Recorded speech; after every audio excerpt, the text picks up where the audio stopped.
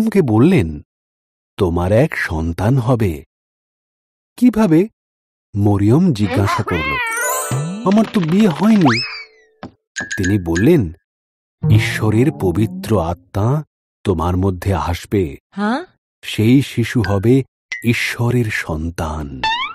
মরিয়ম স্বর্গদূতের কথা বিশ্বাস করল।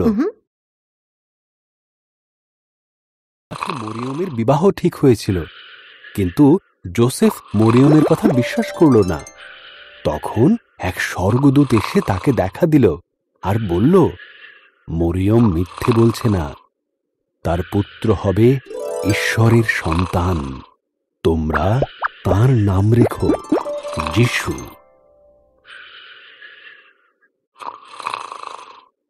কিছু মাস পেরিয়ে গেল। সরকারি নিয়ম অনুসারে যোসেফ তার নিজের দেশ বেথলেহেমের উদ্দেশ্যে যাত্রা শুরু করল। এই দীর্ঘ যাত্রায় মরিয়মের প্রসবের সময় এসে পড়ল।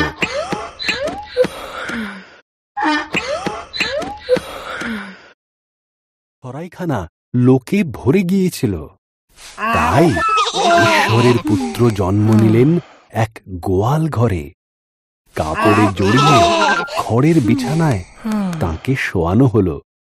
যোসেফ মরিয়ম তাদের পুত্রের নাম রাখল যিশু।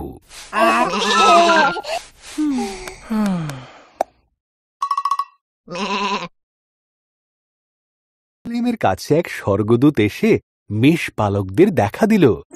সুখবর! স্বর্গদূত বলল, তোমাদের পরিত্রাতা জন্ম নিয়েছেন। তিনি বেথলেহেমের একটি জাপ পাত্রে শুয়ে আছেন।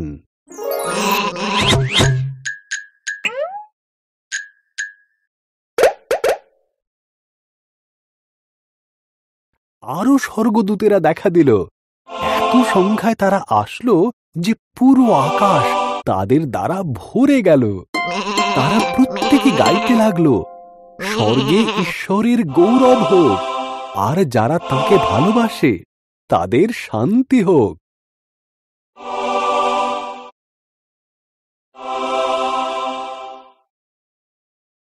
মেষপালকেরা বেথলেহেমে তাড়াতাড়ি পৌঁছালো। তারা শিশুটিকে একটি জাপ পাত্রে শোয়ানো দেখতে পেল, যিনি তাদের পরিত্রাতা। প্রথম স্বর্গদূত যেমন বলেছিলেন ঠিক সেই রকমই ছিল।